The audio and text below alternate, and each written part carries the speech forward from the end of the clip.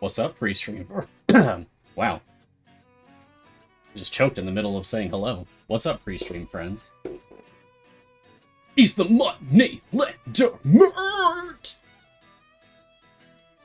Now that we have Bardic Inspiration, we need, like, some sick remixes. We need people who are actually, like, musically talented in the community to do some sick remixes and mashups. I'd love that. Or covers.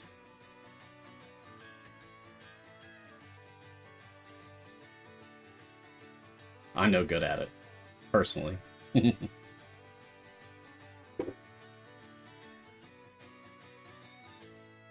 So what's up, our Green Paradox? What's up, Gamer Cabot? Counting Coup? Hello, hello. All my lovely friendos.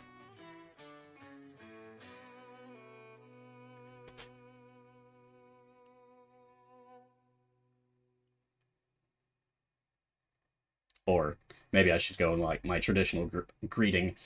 Greetings, champions! Wet thy whistle. Don't you worry, pal. I got it covered. I have 5 drinks on my desk.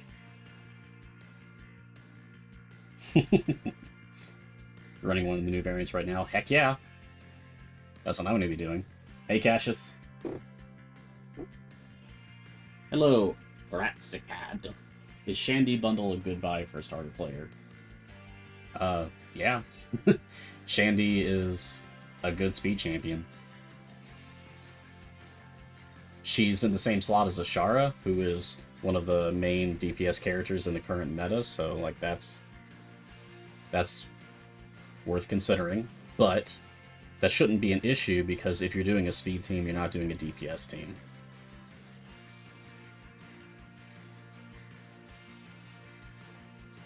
I thought about something I could do with my pre-stream stuff.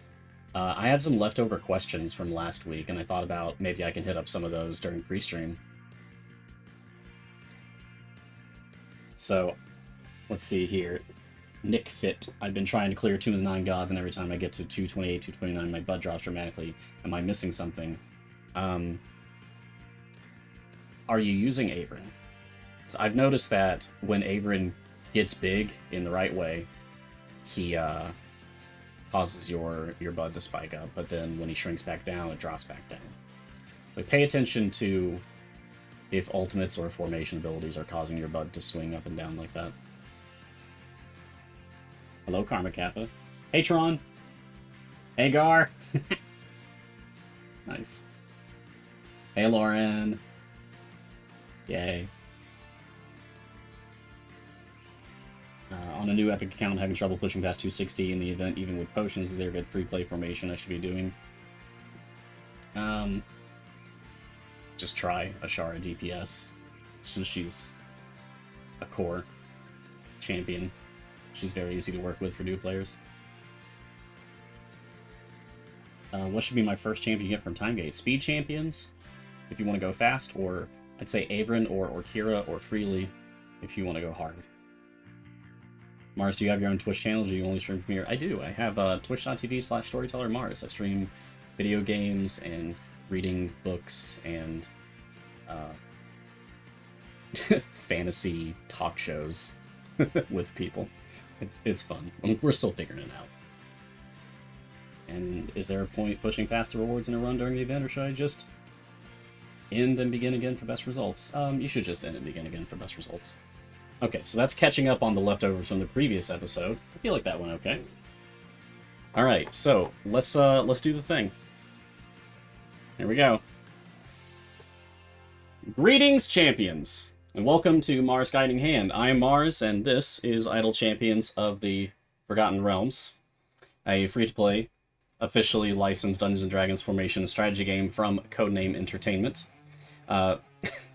On this partner stream, we take a look at all the latest content. We have too much to do today in one show, but we're going to do what we can. We discuss the just different strategies, and we answer any questions that you may have about the game. So, get cozy, get yourself a cup of tea, or whatever it is that you prefer, and just chill. Just, have a nice time. We're going to get cozy and talk about all things Idle Champions. Today is Wednesday, May 12th, 2021. And in this episode, we're going to be talking about the Van Richten update, which is just my little shorthand for referring to the fact that we just got a whole bunch of variants in every permanent campaign all at the same time. Very rare when that happens, but really exciting. I'm guessing it's obviously to celebrate the release of Van Richten's Guide to Ravenloft, the latest D&D book for 5th edition Dungeons & Dragons. Really cool. I want to go ahead and tackle this right now before we get very much deeper into this, because I feel like if I don't say what's going on here, people are going to keep pestering me about it. I have horrible eye pain from time to time. No idea why. I just wake up in the middle of the night clutching my eye and crying in pain, and then I have to deal with that for the rest of the day. It doesn't hinder me, I feel fine, it's just my eye hurts like crazy. So on days like that, I wear an eye patch, and you just happen to catch me on one of those days for doing my stream. So that's it. That's all. My doctor doesn't know what the heck's going on, neither do I. Alright. Also, to kind of help me out here, we started doing the questions document with the mods last week. Very helpful, and I've pulled it up on my phone so that I can try to answer everybody's questions, because I'm going to have a hard time reading chat today. My depth perception is a bit off. Alright, so that's why I'm a pirate. So you're welcome, Omnem, for answering that question. Obligatory, what tea are you drinking today? Hey, I love answering that question. So today I have cinnamon apple from Zest Tea in here. It's extremely caffeinated. Very good, though. And in my pretty blue mug, I have a milky oolong in here that I'm going to be enjoying later in the show. And it's not tea. I'm cheating today. But I have my favorite orange soda over ice in my glass today. And then I also have 2 cups of water, so I am quite equipped.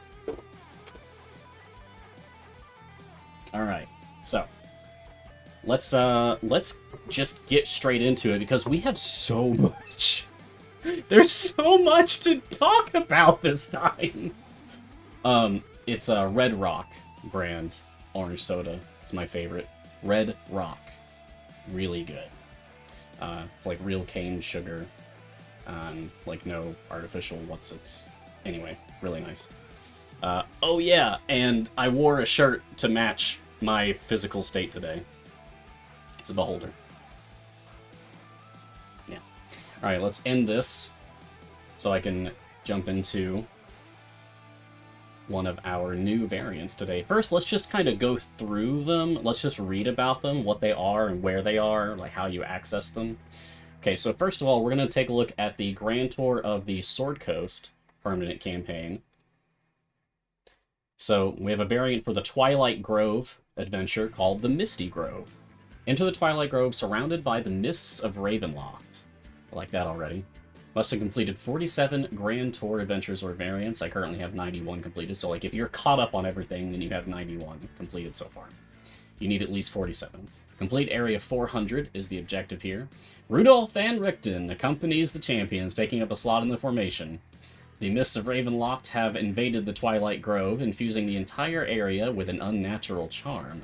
Champion damage is reduced by 99%. Only champions with a dexterity of 16 or higher can be used. Okay. Champion damage reduced by 99%, that's whatever, I'm not worried about that. But the champion usage restriction of dex 16 or higher, thankfully, I guess dexterity is just a popular ability score for players of Dungeons & Dragons, because a lot of the characters in Idle Champions have a high dexterity. So, I don't feel particularly intimidated by this. Well, let's check out the others.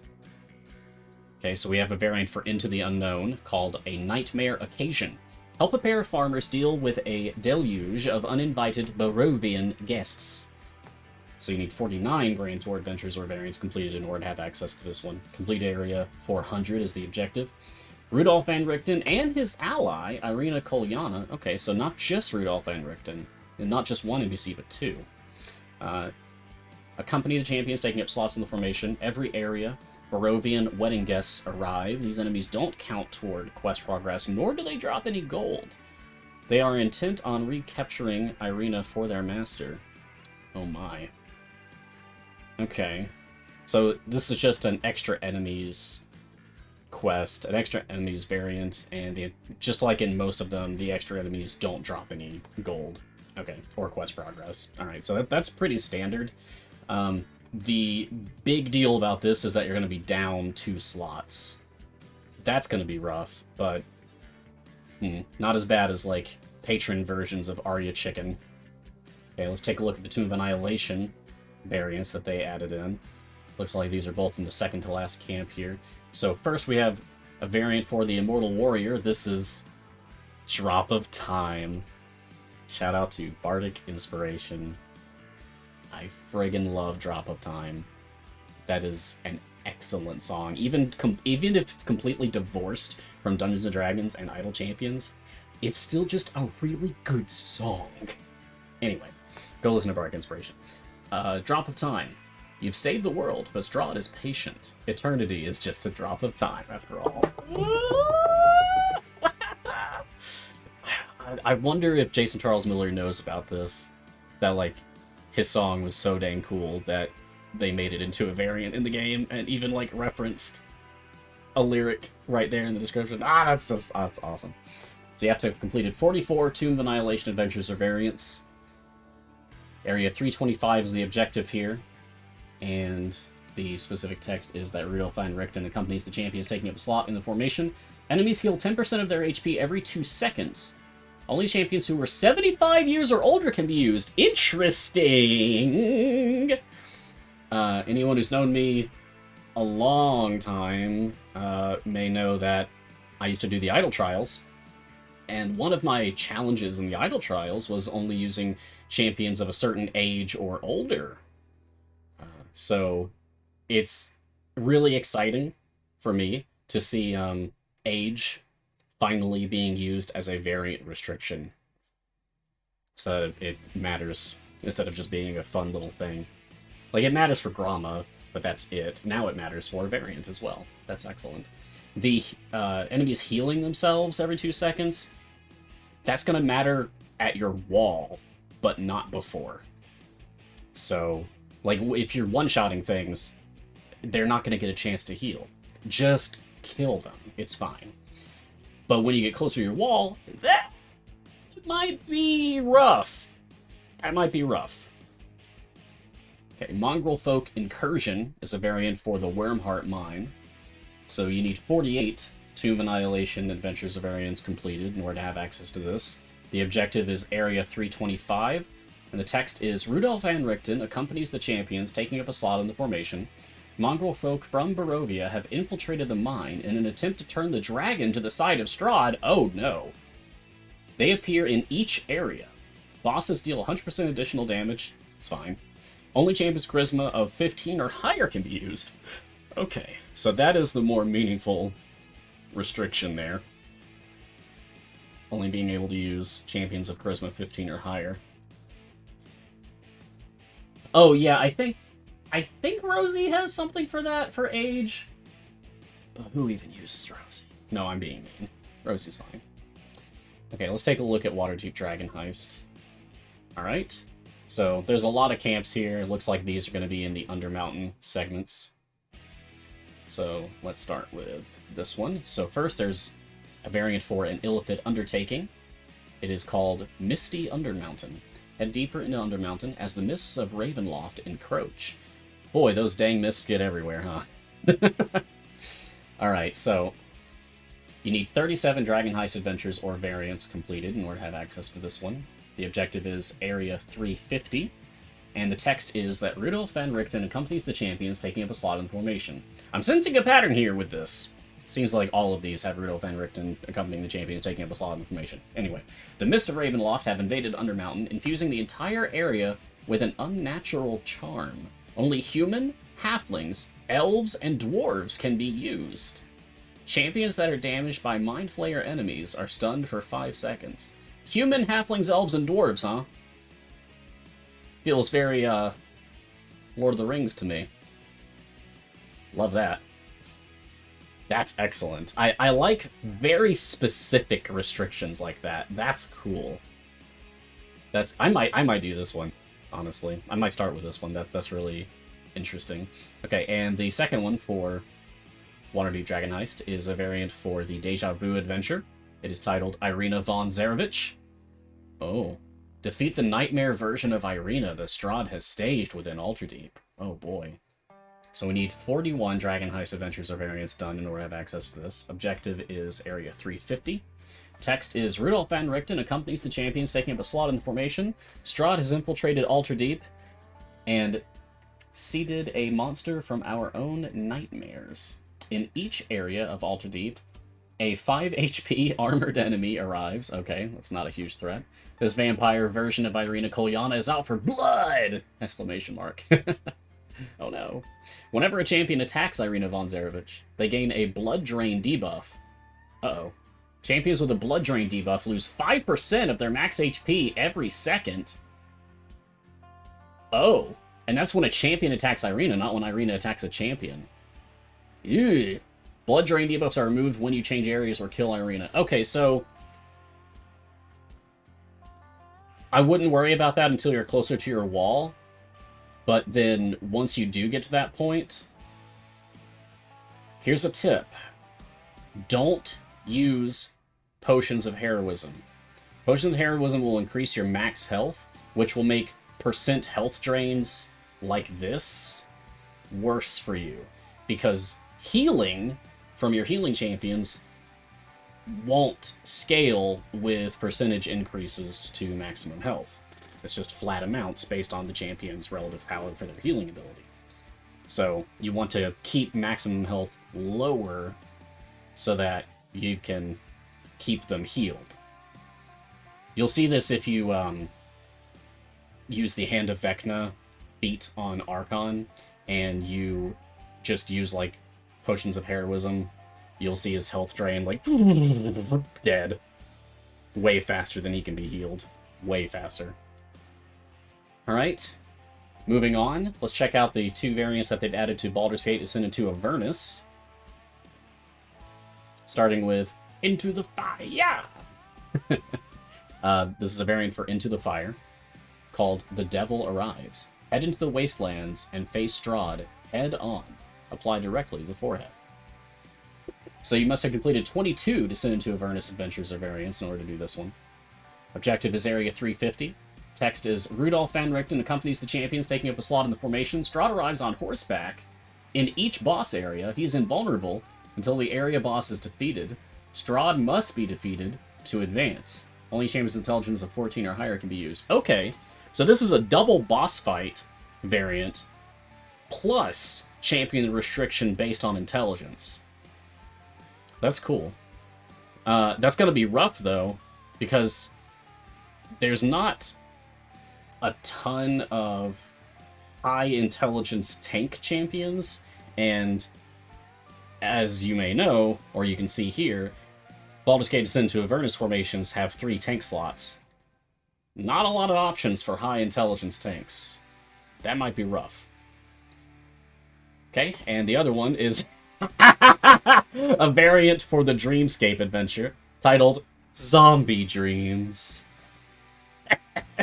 Head into Lulu's memories to confront the waves of Strahd's zombies. Okay, let's complete a 23 Descend into Avernus Adventures variants. Objective is Area 375. And the text is, Rudolf van Richten accompanies the champions, taking up a solid formation. Of course, just like all the others.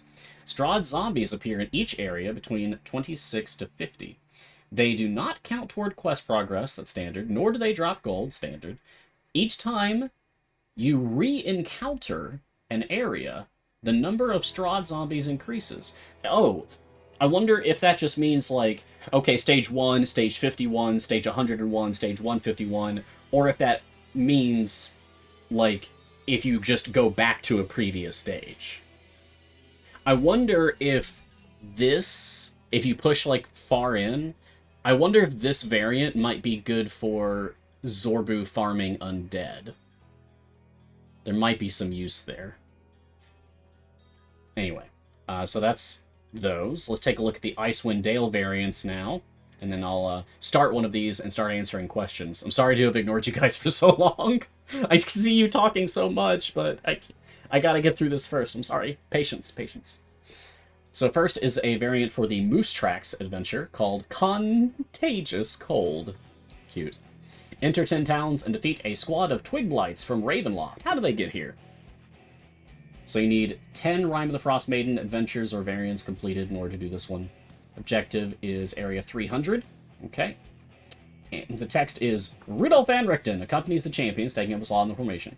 Twig Blights appear in each area and attempt to stop the champions.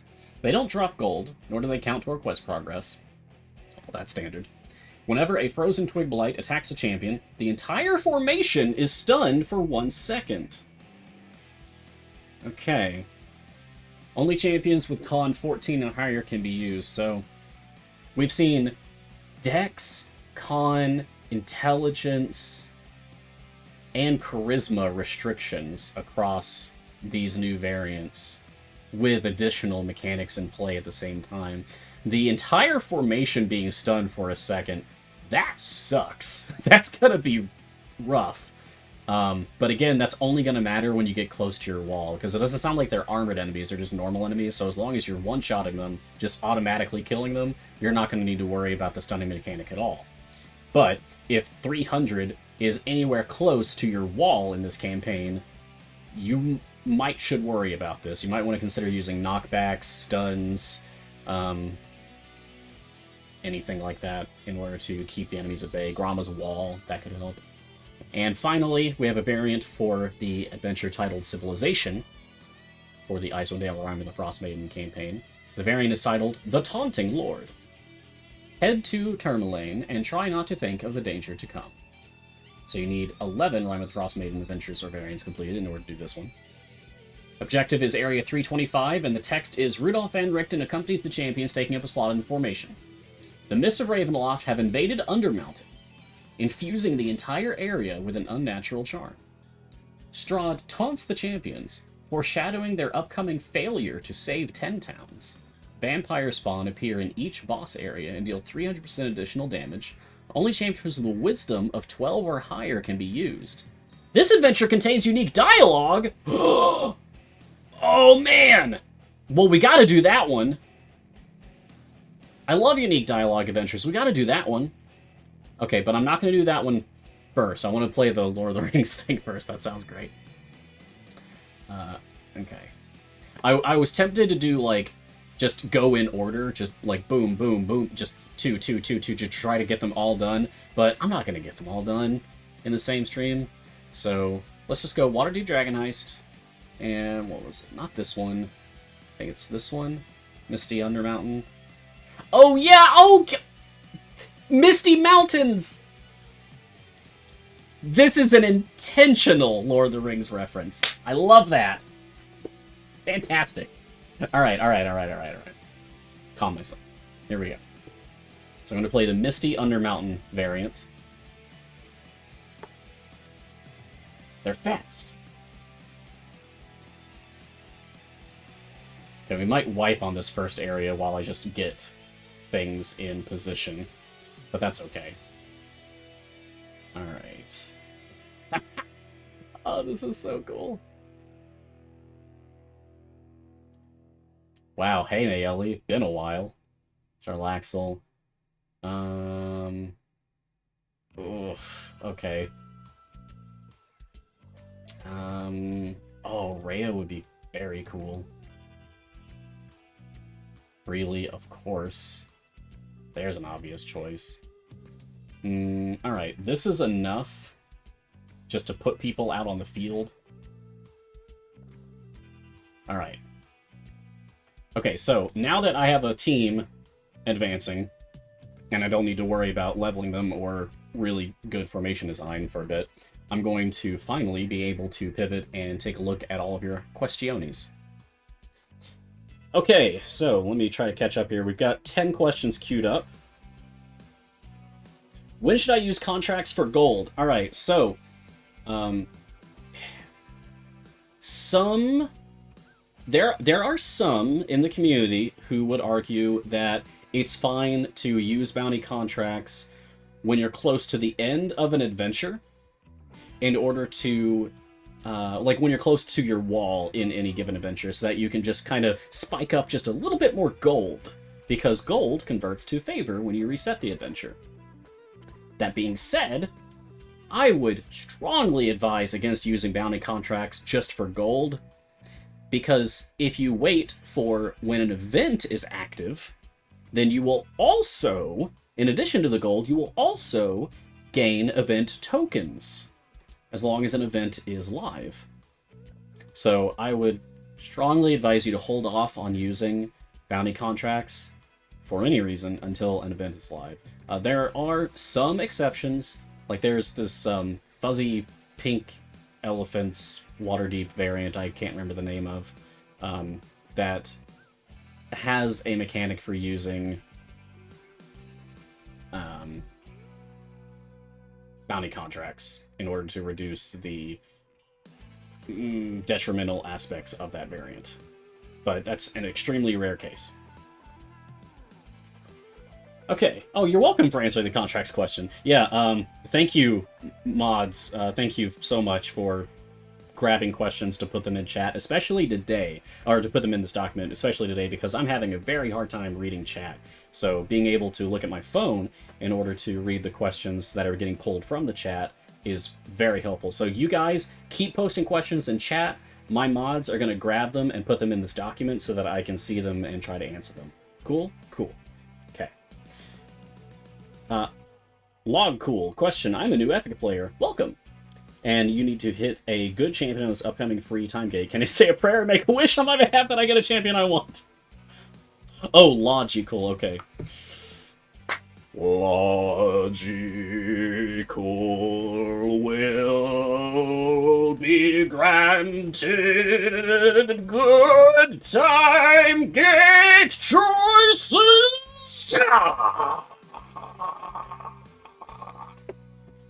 There.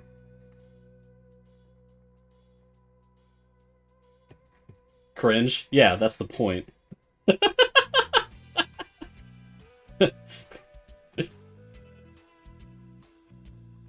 Okay. Let's see. Vosish.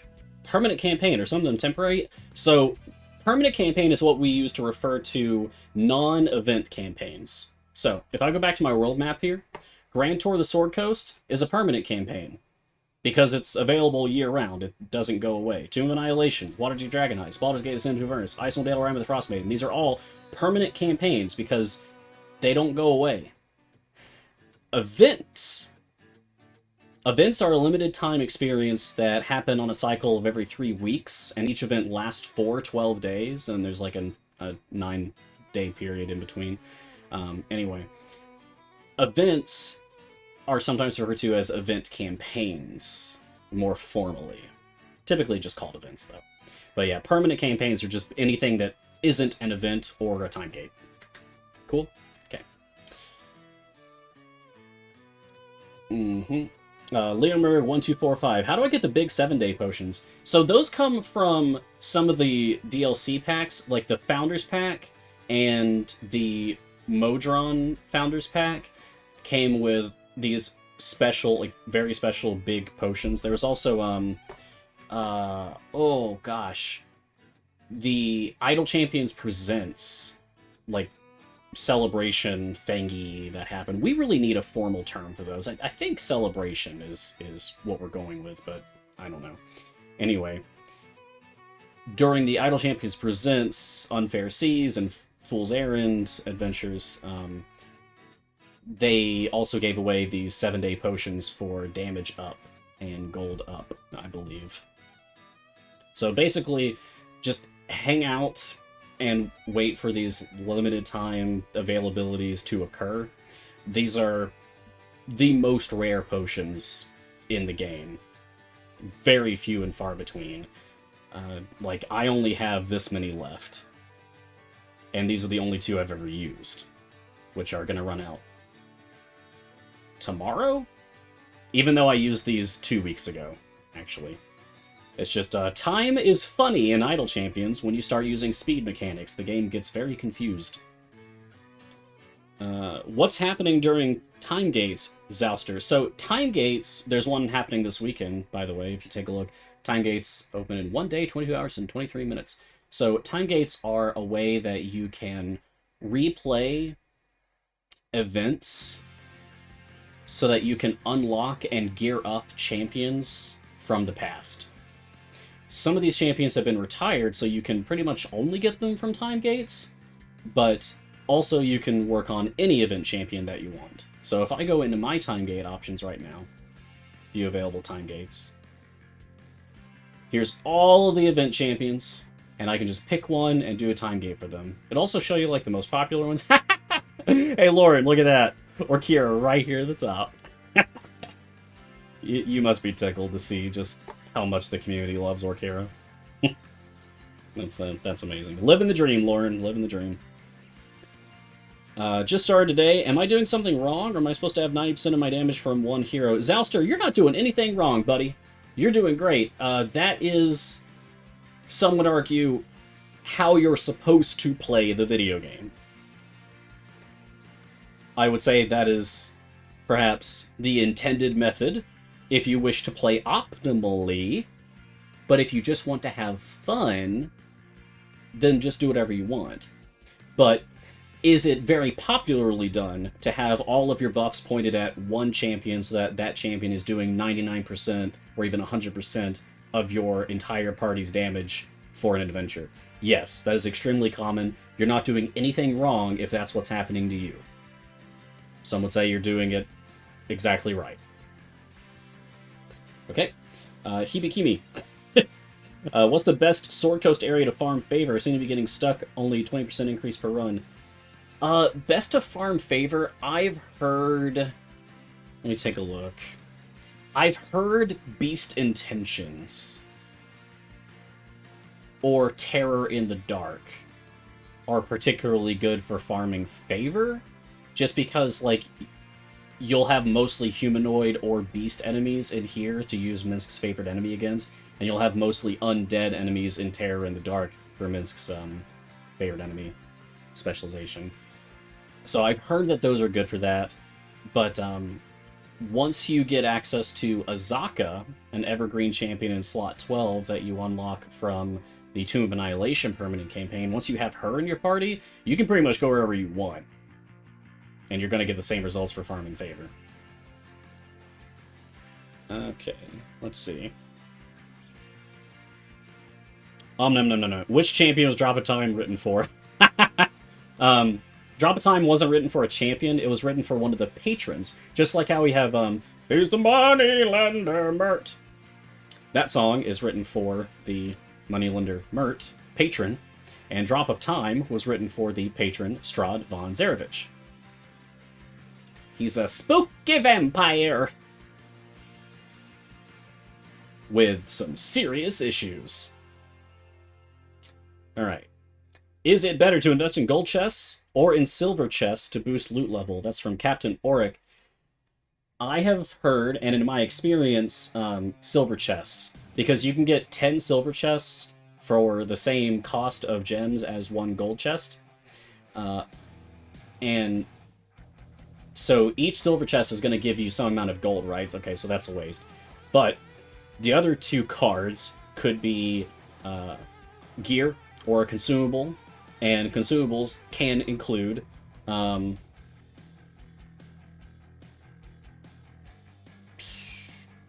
blacksmith contracts. I just blanked on the name for a second there.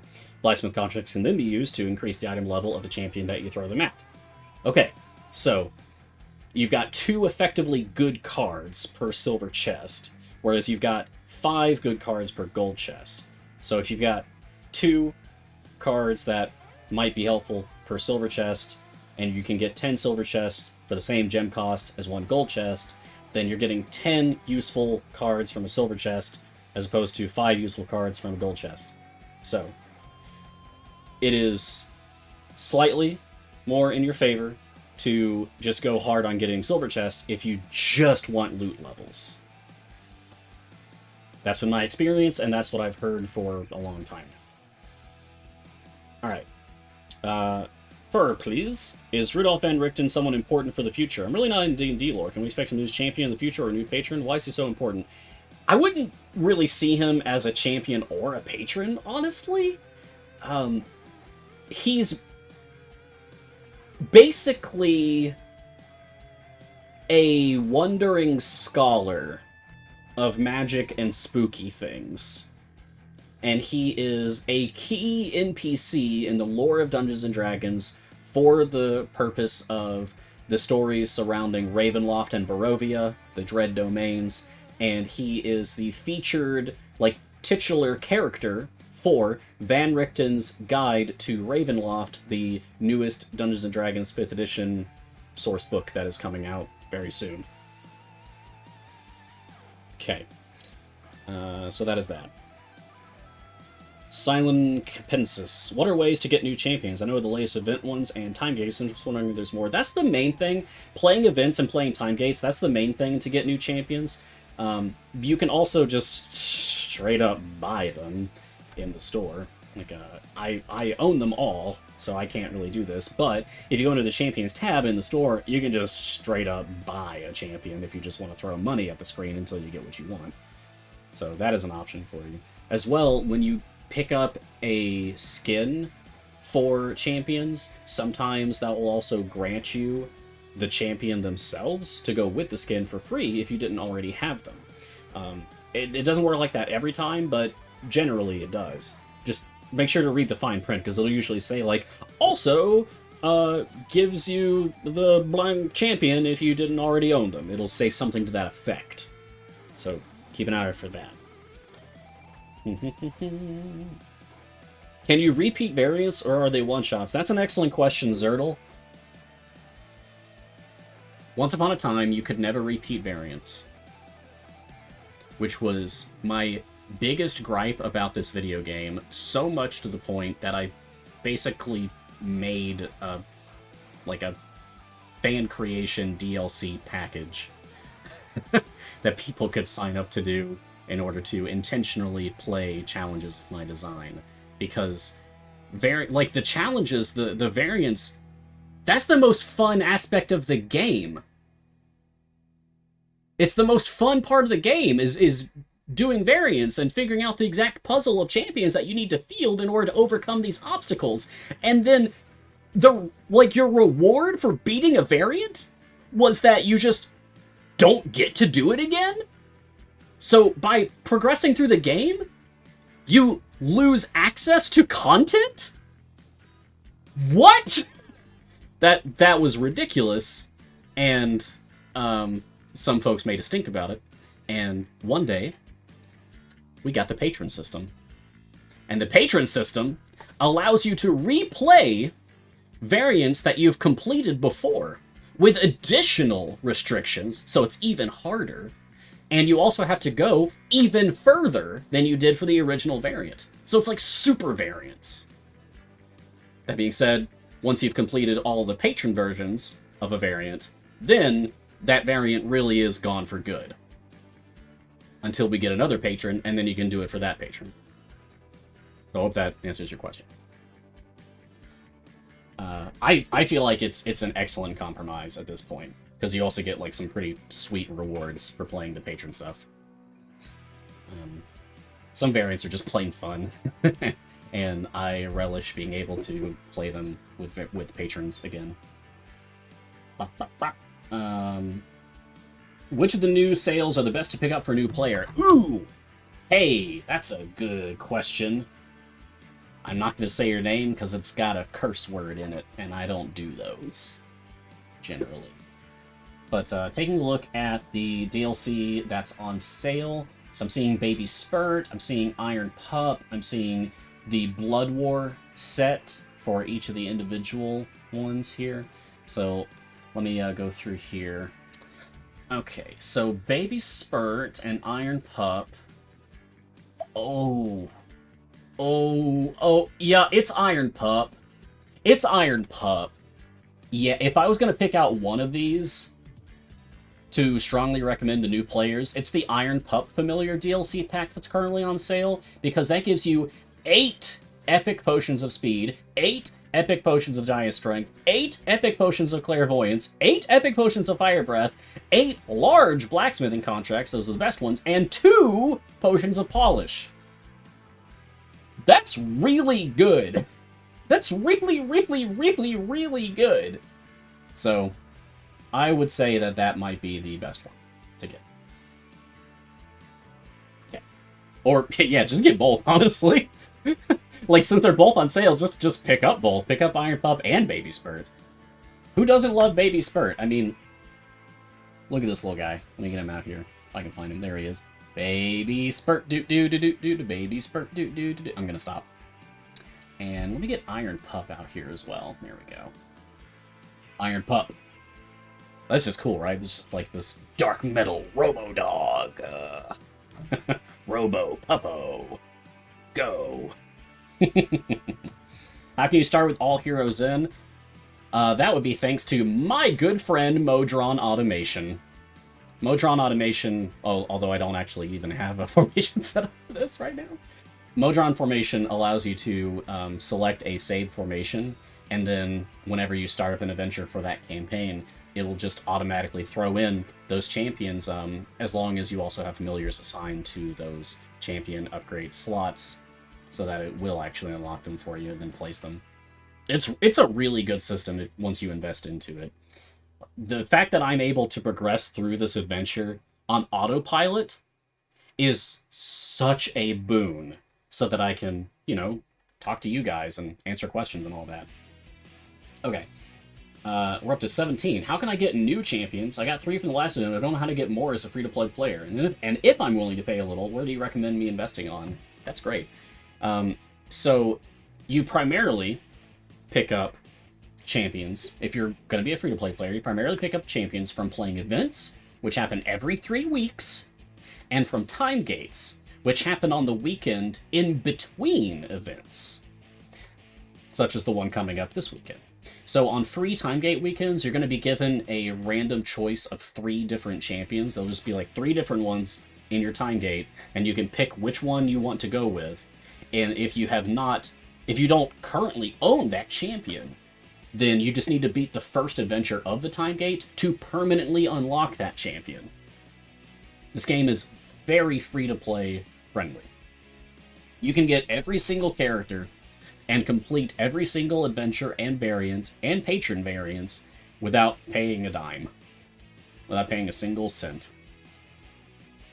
Paying money is going to save you time. So if you're the person who values time more than money, then that might be why you choose to invest in the game financially. What I might recommend spending on, if you're willing to spend, would be the Founders Pack. That is just, in my opinion, perennially the most cost-effective DLC pack content thing in the game. They tend to have a new Founders Pack each year, and they retire the old one, so it ends up being like a recurring good investment to just pick up the whatever's the newest Founders Pack. Because you generally get like a cool skin, cool familiar, lots of consumables, just lots of good stuff, honestly. Okay. You mentioned a limited number of intelligence things. As a new Epic player, I've been using Nova a lot. Good. However, I do not see her discovery skill making a change on the damage calculator. Is this intentional? Can you explain what's going on there? I can't explain what's going on there. On the surface, that sounds like a bug.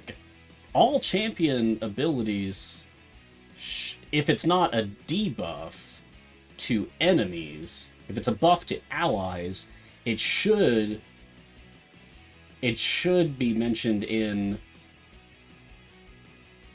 either the DPS or the BUD. Like either in the DPS breakdown up here or in your BUD down here, your base ultimate damage. If that's not happening, that might be a bug, but it definitely should be happening. If it's a debuff affecting enemies, then that generally won't show up in your DPS breakdown, I think, but it will show up in your BUD. because once you hit them and you deal more damage, then that will make your bud spike up. Anyway. Is the current sale the Wednesday sale that was talked about earlier? I guess. I'm going to be honest. I hadn't heard about this sale until earlier today. I was unaware that the sale was coming up. I guess I missed the memo, but I would assume that this is the Wednesday sale since it is a Wednesday and there's now a sale going on. Gyoza, what champions would you prioritize using or getting? That's a great question, and it's a recurring question.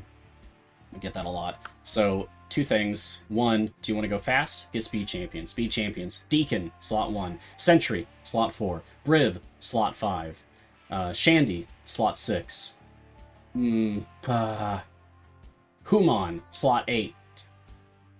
And Havilar, slot 10, and Melf, slot 12. So, get speed champions if you want to go fast. You don't care about going fast?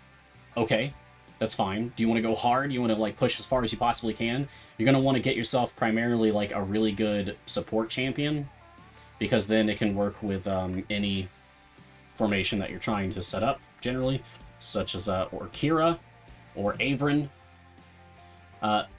So yeah, Mimic, Minsk in slot 7 is technically a speed champion as well. It's negligible. It shaves off a couple seconds per run, but those seconds add up over time. That being said, he is a core champion, so you don't have to worry about unlocking him because you just already have him from the get-go. So it's fine, don't worry about it. You already have Minsk, so you don't need me to tell you to unlock Minsk. I'm just going to level up my champions real quick. And maybe I should set them up in at least a workable formation here before I continue.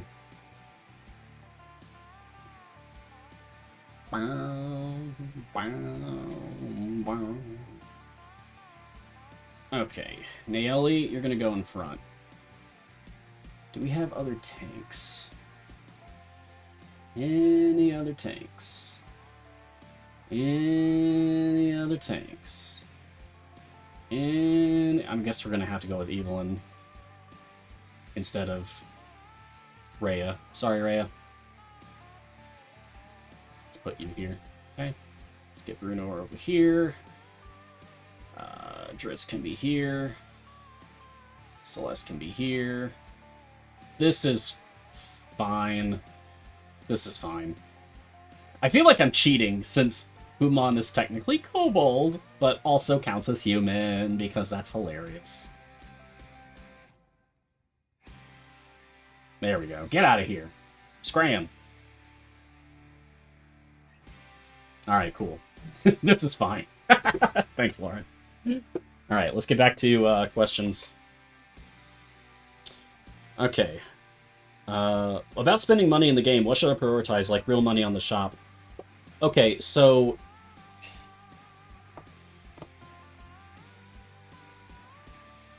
anything that is going to give you significant, lasting benefits should probably be a priority. For example, if there's a DLC pack that comes with Potions of Polish, or if there's a DLC pack that comes with epic blacksmithing contracts, that's the large blacksmithing contracts, then the benefits that you get from those are permanent. They're not limited like potions. Potions will eventually expire. Like, you use them and then they're gone. But blacksmithing contracts and Potions of Polish, the one type of potion that has a permanent effect, those will stick. So I would prioritize those. Similarly, familiars, because familiars really do help with automating the game and can help to even make things go faster in certain aspects. Like, if you have 3 familiars on the field, they will automatically pick up gold. Like, you don't see me moving my mouse cursor over here to pick up gold. That's because my familiars are doing it for me. So that saves time, because instead of, like, oh, like, I'm just minding my own business, and, oh, right, I gotta pick up all my quest items, and then I sweep my cursor around, and then I pick up all my quest items and move on. Instead of doing that, my familiars are picking up everything the instant that it drops. So I'm progressing through each area as quickly as possible. Familiars help to make things go fast. And you keep familiars for forever, so I would suggest focusing on them as well. So Potions of Polish, Epic Blacksmithing Contracts, just the large ones, and familiars. I'd say like make those priorities if you're going to do paid purchases. Sangai Rex, before I spend too much time working on, is it viable to build an EO party around Archon? If so, where would be the best place to start? Everything is viable. Everything is viable. Not everything is optimal. There are some folks in the community who have been pining for Evil Party to be the top meta for years. Archon had his time in the sun, for sure. He was king DPS for a good while. And then he was usurped by Zorbu. But if you wanted to start building an Archon evil formation, so Archon being buffed by just the fact that other people in the formation are evil, it's actually a negligible buff that he gets from that. I think it's only 100% per evil champion. It's not much. What you're really going to benefit from is using his usurp or bulk up formations. His usurp or bulk up formation abilities, I mean. So that involves kind of turning your formation strategy on its head. I'm glad that you got the joke there, Project. Yeah, usurped by Zorbu. Yeah, good. I'm glad that didn't just go under the radar there. Turning formation strategy on its head, because you basically want, if you're going to usurp things with Archon, you want to have positional formation abilities that are pointed at not Archon, but instead pointed at champions adjacent to Archon. And then Archon will steal those buffs and make them even stronger once you have his one of his items up to a specific degree, like up high enough. His shield is slot 4 here. Yeah, because it starts off being, when it's low item levels and low rarity tier, it starts off being really low power, like it's actually detrimental. But once you get it like over 100%, then you get just gains. Then you can definitely have a viable Archon formation for sure. Did they change variants? Why? They didn't change variants. I was talking about a point in the past where, like, once upon a time, you could never replay variants ever. And then they gave us patrons, and patrons allowed us to replay variants while a given patron is enabled. So that made us able to replay variants until you have completed that variant for all the patrons, and then that variant is gone again. And that's just how it is. They haven't recently changed how that works. That was like 2 years ago or something. I don't know. Racier, how do I know which champions are worth using the blacksmith contracts on? Hey, that's a great question. So, first of all, only use them on event champions. Partly as a joke, I spent a ton of mine on Ashara, a core champion, because chat tagged me on to do it, and yeah, that's fine. I like having fun here. But if you want, like, optimal suggestions, then yeah. Only use your blacksmithing contracts on event champions, like Turiel, Cthulhu, Deacon, not Brunor. Brunor's a core champion. Celeste, Regis. I mean, not Celeste. Regis, Donar, Korth, Krydold, Talon, just any of the event champions. And the meta changes. Which champions are being popularly used, which champions are optimal, changes over time.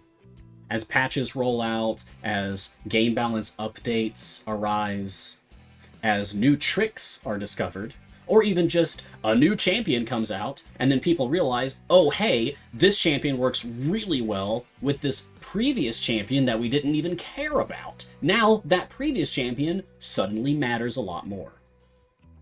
Because of shifts in the meta like that, I wouldn't trust on any given champion to have 100% staying power, okay?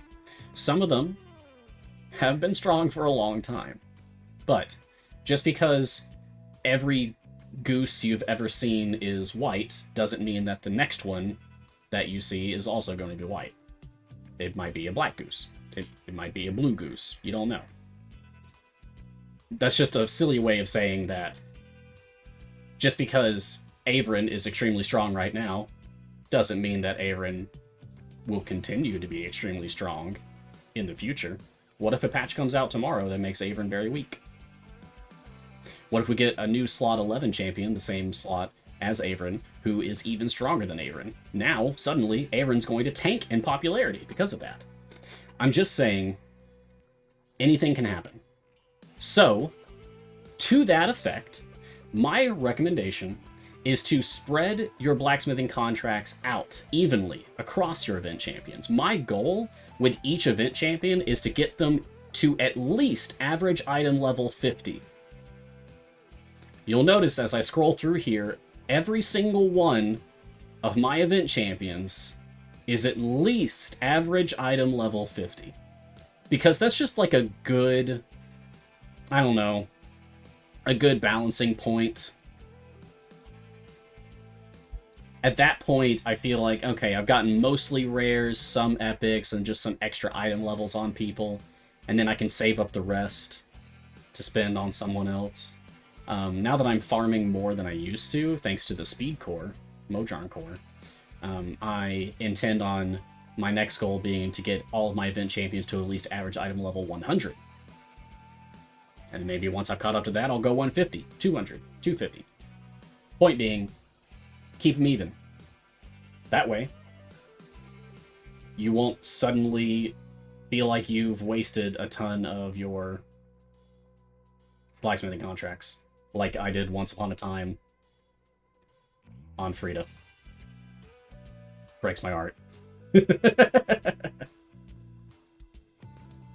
Where is it? There it is. I got her slot 1 to over item level 1000, and I have barely ever used her. She's really cool, but I never use her. Okay. Genesis92. Hi, new player here. Hello, old player here. Welcome to Idle Champions. I like the smiley face you included. Can you get any champion that was ever out from the time gates? Yes. You can get any event champion from time gates. The only other kinds of champions are core champions, which you start the game with, so you already have those. You don't have to get them, you already have them. And then evergreen champions, which are like a greater umbrella term for both core champions plus champions that you unlock through non-event means. Azaka, Stormfang, slot 12, human fighter. You get her by just beating a specific variant in the Tomb of Annihilation permanent campaign. Permanent campaign.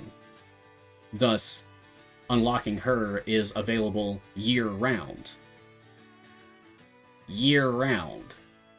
Like an evergreen tree. Thus, we call them evergreen champions. But yeah, time gates are how you get event champions. And it can be any of them. Like, even retired champions are still available via time gates. So they're never completely gone. Okay. Also, is the Blood War Complete Skin Pack on sale now worth the money? Is the Complete Skin Pack on sale now? I thought it was only going to be the individuals. I thought it was just going to be the individual pieces of the Blood War skins and not the full pack. Let me take a look.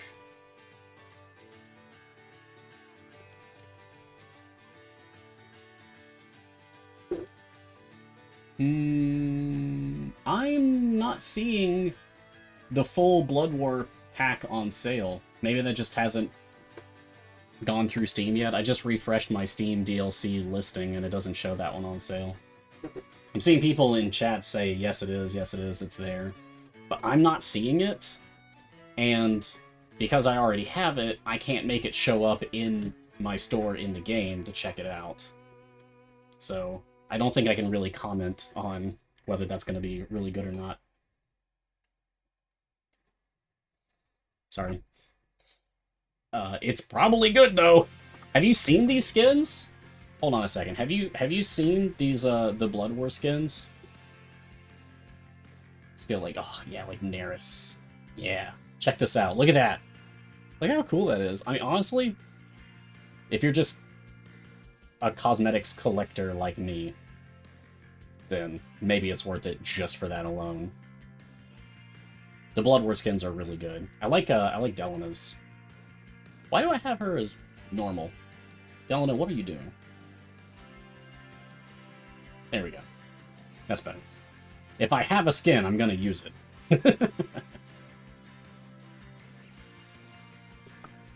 Okay. Bah, bah, bah. Is it worth it to spend the 12,500 gems to get Human's feat before you have full epic from gold chests? Which feat? Like his carefully balanced ability? Or the fellow human? See, now that I own them, it doesn't tell me which ones came from gems or which ones came from chests. I don't remember. I'd have to memorize the source of every single individual feat in the game, and there's hundreds of them, and that's never happening. So, I don't remember which one comes from chest. Carefully balanced? Ah, okay. And his carefully balanced ability is... Wow. Oh.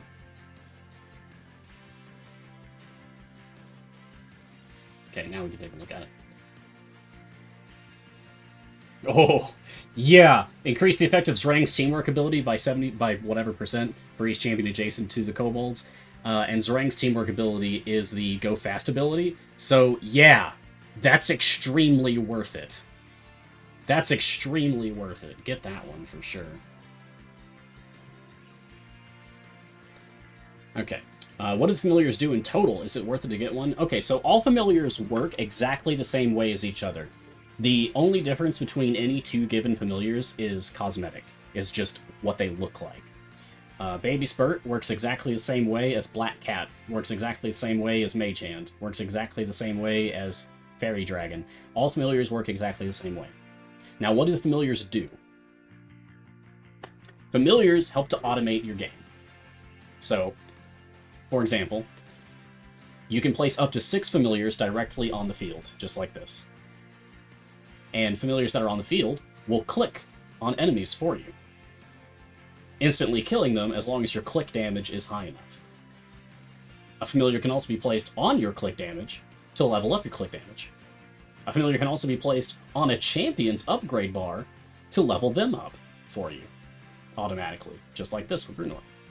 Familiars can also be placed directly on ultimates in order to use that ultimate whenever that ultimate is available, or roaming up to 4 on a bar above your ultimates, so that they will just randomly pick an ultimate to use every 30 seconds.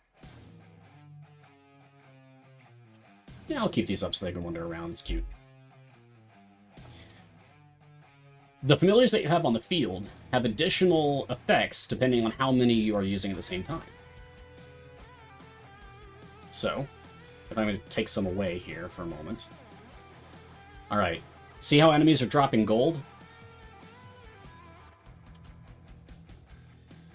If I put one familiar on the field, the familiar is now clicking on enemies.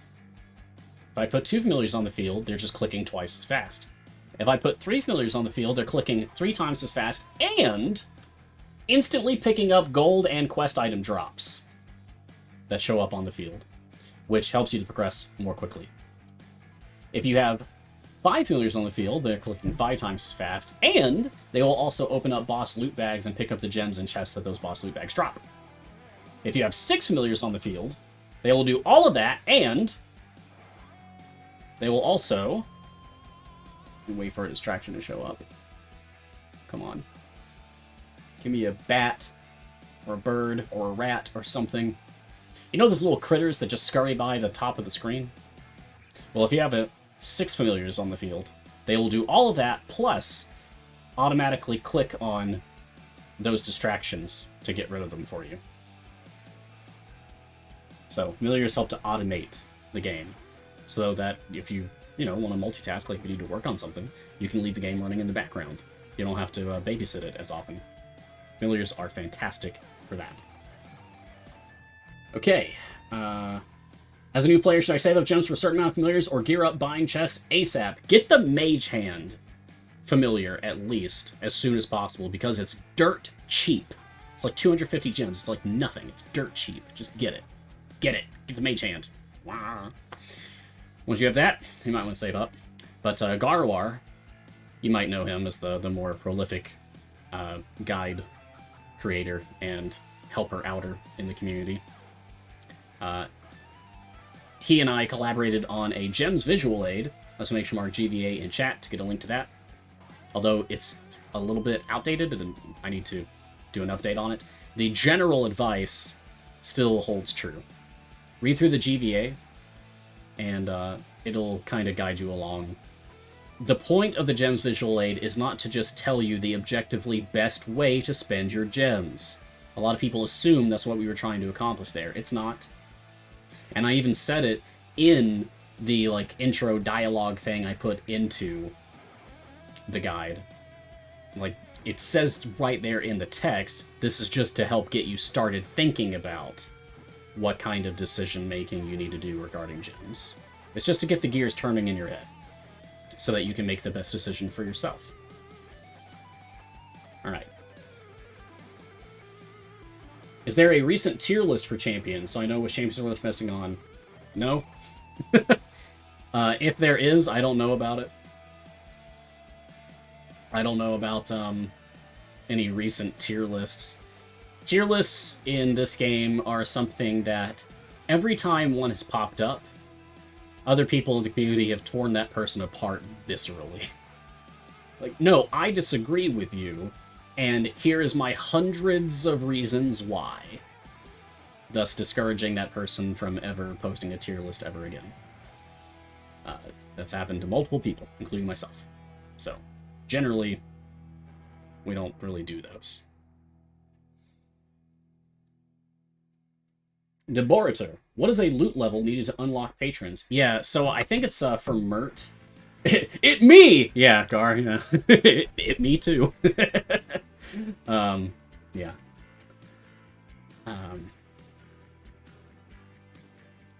I believe it's Mert the Moneylender patron. This guy. Lord Walrus over here. That's actually one of the names he goes by. So I love that mustache. Big walrus mustache. I believe he requires 2,000 total loot levels, or item levels, it's also called, to unlock. And that just means the total of all item levels of all champions that you own. So, here's my Dadius. He has a level 64 Wizard's Belt. So that's 64 loot levels. Add up all of your loot levels for every single champion that you own. And if you have at least 2,000, then that's enough to satisfy Mert. Cool? Cool. I think it's the only place in the game that matters for total loot levels. So once you have Mert unlocked, don't even think about it anymore. It's a non-factor after that point.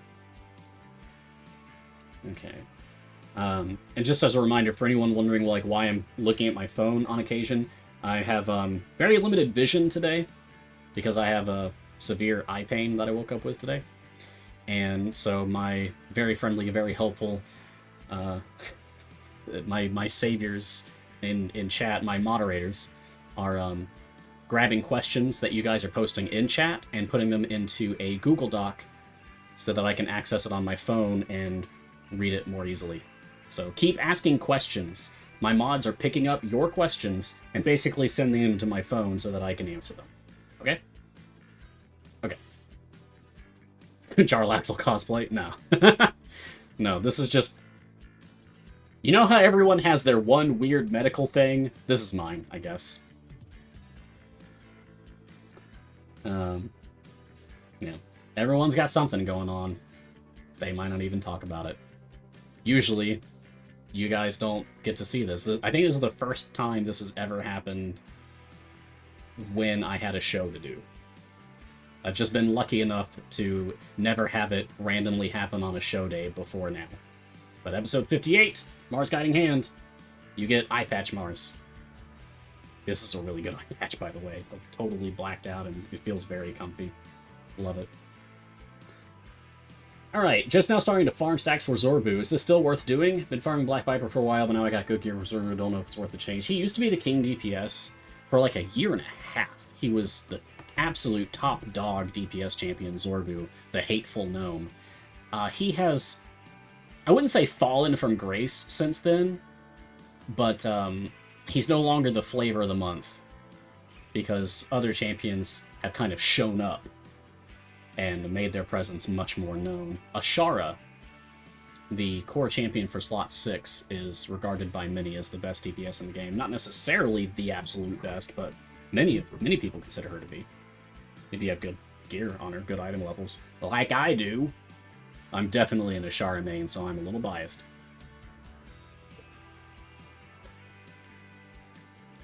That's good oolong. I need to take a tea break because I've been talking non-stop for an hour. How sick of pirate jokes are you? I'm not. It's fine. Like, yeah, I've done over a year of doing this show, and I've never worn an eye patch, and then I randomly show up wearing an eye patch. I fully expected people to ask questions and make pirate jokes. It's fortunate for me. I think pirates are cool. So I don't mind rocking the pirate look. I think I look good in my eye patch. I think my current pinned tweet is just a selfie of me in my eye patch. Because I didn't want to feel shamed for it, you know? Like, my body. I love my body. Eye patch and all. So, I'm gonna embrace it, lean into it. Here's a cool selfie of me in front of a bush of flowers, wearing my eye patch. Yeah. Thought it was a Van Richten thing? Nope. It's a medical thing. My doctor has no idea why this happens to me. Alright, what else we got? Actually, yeah, let me take a small break from my throat.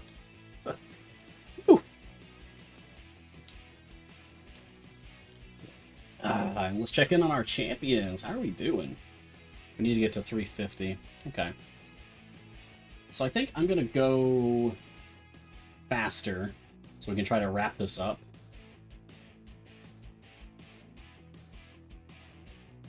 And then I will move us over to that adventure that has the new dialogue, because, oh my god, that's so exciting. Love when we have new dialogue. So good. And new chaos. It's fine.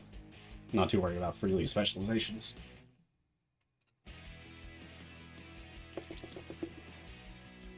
Oh, and I know I'm not doing as many shoutouts this episode as I usually do. It's because I'm having a really hard time seeing chat. Sorry. But I expect the usual suspects are here, and I love you all for being here and being supportive. Thank you. It really does mean a lot to have your company. Like, I see Gar still here. Oh, I see Sean. A symbol of Mystra on the patch would look awesome. Oh my god! Oh! I'm gonna write that down.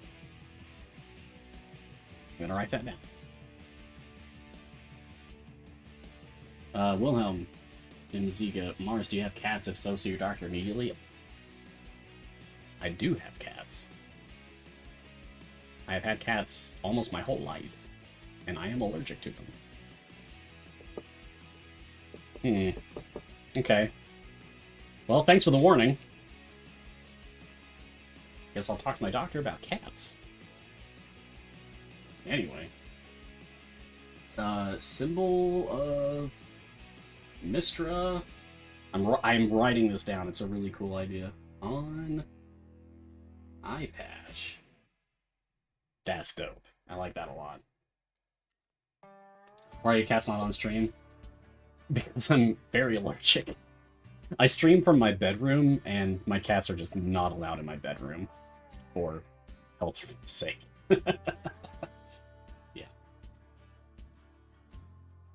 I love my cats. I have a very, very old, like, she's 10 days older than God.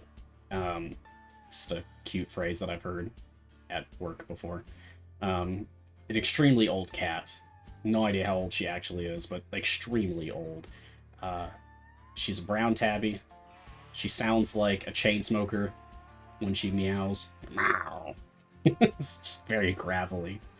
But she loves the heck out of me. I don't know why, but we're extremely bonded. Like, she will take naps on my lap while I read to her, purring the entire time, non-stop purring. That cat adores me. Yeah, her name is Friend, by the way. Maybe I'll post pictures to Discord or something. Okay.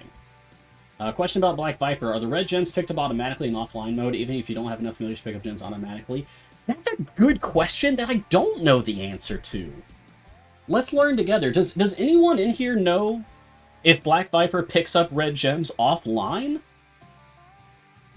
I've never tried that, and I don't think I've ever seen anyone talk about it before.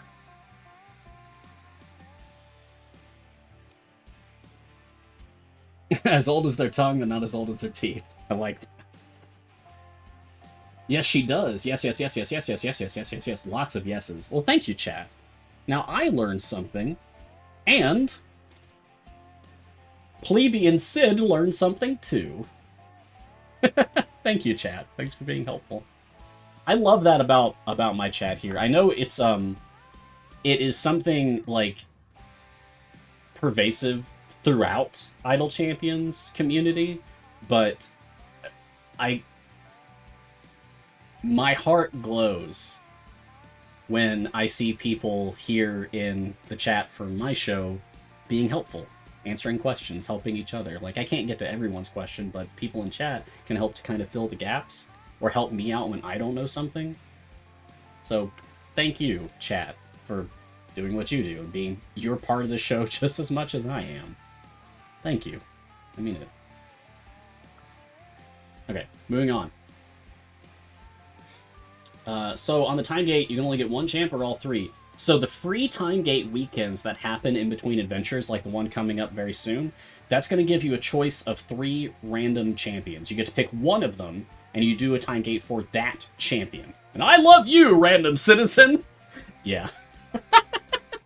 But I do try to remember your names, because, like, you're not completely anonymous. I see your screen names, and I try to remember them if you show up to more episodes in the future.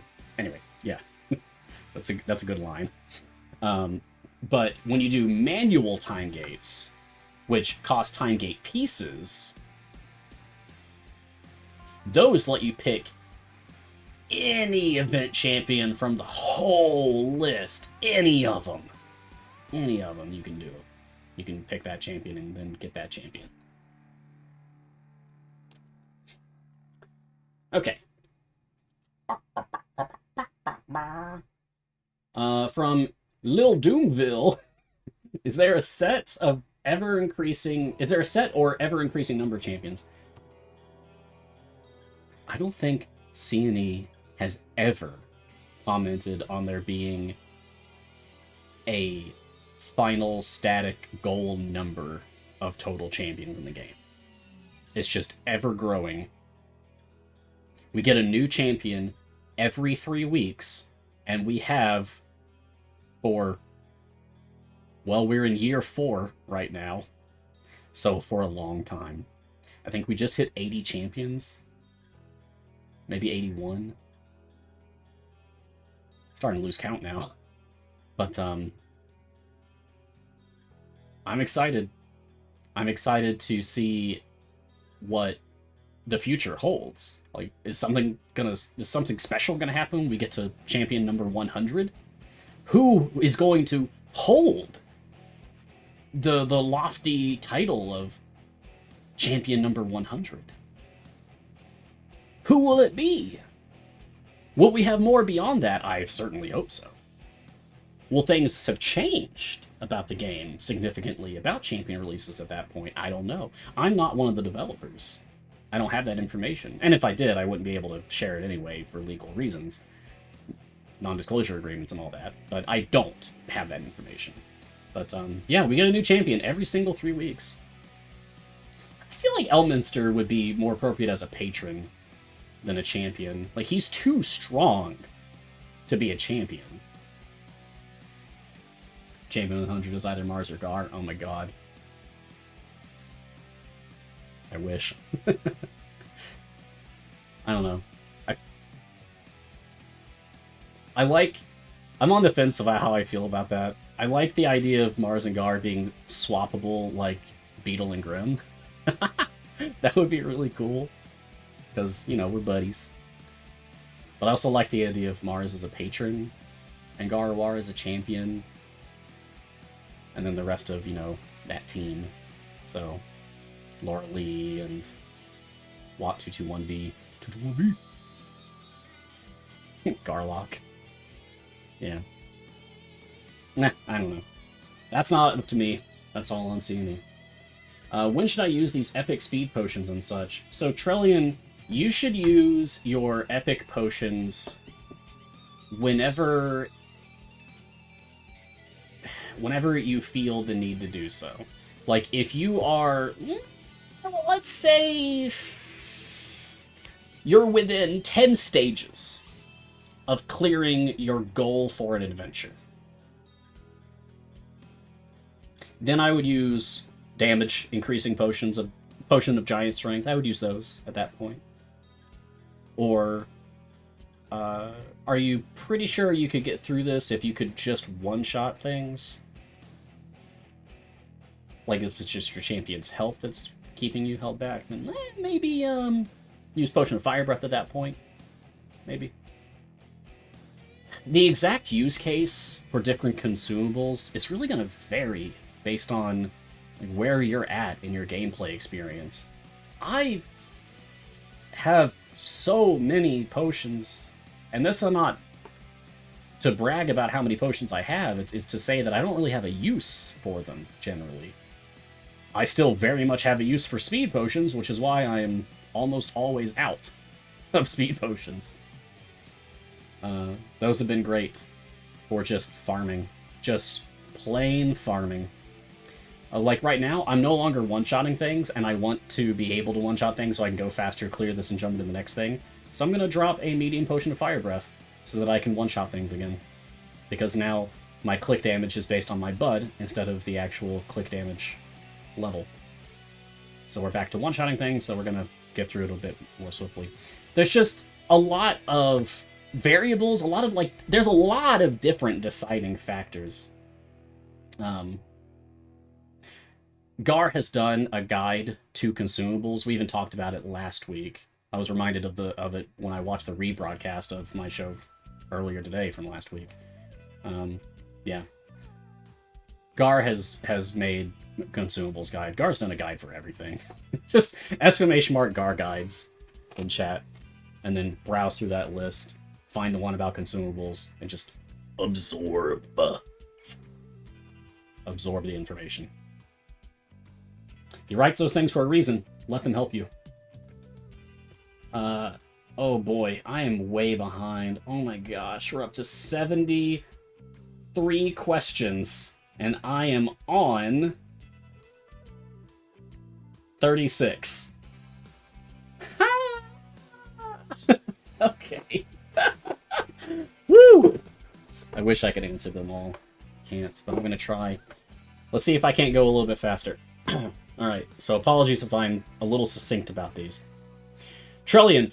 Nope, I answered that one. Okay, Manic the Nobody. Is there anywhere in the game where you can see all the skins you own? No, there is not. That would be very good. CNE, please. I would love that. I'd love to know what I'm missing so that I can fill in the gaps. I would really like that a lot. That would be a very useful aspect of the Collections tab, for example. Kendall PR, do you like Archon formations? If so, any suggestions? I think he's fun. I think he's really fun. He's a puzzle to work out. He's a puzzle champion. You have to turn the whole concept of formation strategy on its head. I was talking about this earlier in order to utilize them best. How to get started? Start with simple champions like Celeste. Only buffs champions adjacent to her. Okay, so put Celeste adjacent to a champion that is adjacent to Archon, while Archon is not adjacent to Celeste. Good. Now you are correctly usurping the buff that Celeste is giving to that other champion onto Archon. Okay. And play with the simple formation abilities like that until you get a grip with it. And then you can move on to more advanced stuff. And then one day you can move on to Artemis Observe, Archon Usurp formations and really break your brain. I still don't understand those. It's too much for me. Besides familiars, you have a button I don't. What is it? How do I get access? Is it the Adventuring Parties button? Is this the one you're talking about? So for this one, you need to get at least 2 champions in each bench slot. So like this is bench slot 1.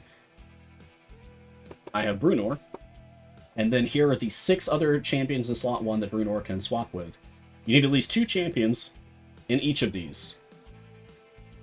Slots 1 through 12, you need 2 champions for each of them, minimum. Then you can play a challenging adventure called Split the Party. And once you've completed Split the Party, you can use Modron Automation and the Modron Core and multi-party adventuring mode, which is all really good stuff and will really really jumpstart your ability to grind gems and make general progress in the game. So we have completed Misty Undermountain. It's really cool. I'm looking forward to doing this like more slowly for the patron versions on my own time. This is really exciting. I'm not like a huge Lord of the Rings fanboy. I just respect it a lot. And one of my idle trials even had a Lord of the Rings theme to it. So I was already like kind of in that mindset. Like you can only have like a wizard and dwarves and elves and humans. Yeah. So this is the closest that I'm going to get to that, and I'll take it. I like it a lot. Alright, so... Oh, before I end the adventure here, let me... Settings. Turn cinematic speed down to... Let's do down to slowest. Yeah, that'll be good. Okay, so now we're going to go into that variant that they've added that has unique dialogue. That I very much would like to see before my show ends today. Nope, it's not that one. I think it's in Icewind Dale. Dale. Haunting Lord, here we go. Head to Tourmaline and try not to think of the danger to come. Area 325. Rudolf von Richthofen accompanies the champions taking up a slot of information. The mists of Ravenloft have invaded Undermountain, infusing the entire area with the natural charm. Strahd taunts the champions, foreshadowing their upcoming failure to save 10 pounds. Vampire spawn appear in each boss area and deal 300% additional damage. Only champions with wisdom of 12 or higher can be used. This adventure contains unique dialogue. Let's do it. That was dumb. There, are you feeling better now? Probably not. No, Naomi, I'm not. Wow, that's extremely slow. Actually, let me bump this up. Much better, thank you, miss. Okay. I think this will be an okay pace. I might pick it up more, but that still seems really slow. Alright, let's just set it to normal and leave it at that. Okay. So now you guys can enjoy the unique dialogue. So what I'm going to do is I'll enjoy the unique dialogue by reading back through the journal when the stream is over. So that way I'm not going to be constantly distracted by the dialogue and I can focus on answering your questions because I love you. And helping you guys is more important to me. That's right. I cannot put 6 familiars on the field for Icewind Dale Adventures because I don't want to hurt the adorable critters in the background. They are too cute. So cute. Love them. So cute. And we field a formation first. Just put some bodies out on the field. Sure, that's fine. Hey, Frida. Dritzt. Heck yeah. Okay, so that's good enough. I'm just going to let this go for now, and then get back to questions. Cheers, everyone. Hope you're having a good time. I know I am. This is the highlight of my week. Every time. Alright, question 39. Why does your DPS go green when you update change formation in some maps and in some maps not? Your DPS turns green whenever your damage goes up, and it turns red whenever your damage goes down. I don't think I've ever noticed it not doing that. Is there somewhere that I can see how many red gem select factors collected? Yes, there is! Glad you asked. Don't know if I can show it off. Yeah, she's banned in this particular adventure, so I can't use her to show this exactly. But in order to do this, you just need to switch over to Black Viper, put her on the field, unlock her, level her up so that she has her red gem collection mechanic going, which is just like one of her earliest upgrades, so it's not a lot of work at all. And then open up her character sheet. So I'm just using Frida as an example here because I can't use Black Viper right now. And then scroll down to find that ability, and you'll see it says like total red gems collected, and it'll tell you the number. Champions, look at you all, taking the toughest of stands. What's up, Strahd? Good to see you, you horrible monster. Nice. Okay, what else we got? 41. Smildenhall. Do you have to focus on buffing one DPS, or can you build a party with a lot of DPS character? I find buffing one DPS seems to do a lot more damage things. It does do a lot more damage. So optimal gameplay typically revolves around putting one champion in the field, that's your DPS champion, and having every other champion pointing buffs at that champion. That is optimal gameplay. Is that fun for you? Cool, do that. Is it more fun for you to use multiple DPS characters? Then do that. Do what's fun to you. But yes, that is like what's popularly done for optimal gameplay, is pointing all of your buffs at the same thing. Lyra, cheers! So glad to see you. And glad to see my mug in chat there. My own Twitch emote is my mug that you always see me drinking from. I love that. Love that mug. This was actually a gift from a friend in my senior year of college, because he lived with me for a time, and I used his mug, this one, because I never saw him using it, and I liked it, so I used it like every day. So at the end of that year, he like formally gave me this mug, like as a gift. Like, this is yours now. You've used it more than I ever have. This belongs to you. And I still use it to this day, like 10 years later. Wherever you are in the world, Dan, cheers. Probably Colorado. Is it worth getting Blood War Krydle or Delana? They're cool, so yeah, if you like to collect things. A literal cup of kindness. Yeah, it is. That's a good way to think of it. Yeah, it's a cup of love. It's a cup of kindness. It's kind of a symbol of my bonds with the people in my life because of its origin story, I guess. It's probably why it means so much to me. It's just like the perfect size for my hand too. Anyway. But Krydle and Delana are not popularly used, so do you like using Krydle and Delana? Cool, get their skins. Do you only like following what's popular in the meta? Okay, don't get their skins, because you're not going to be using those champions, so you won't care. Do you like collecting cosmetics? Okay, get those skins. You need to decide for yourself whether it's important to you, based on what it is that you prioritize in your experience of this game.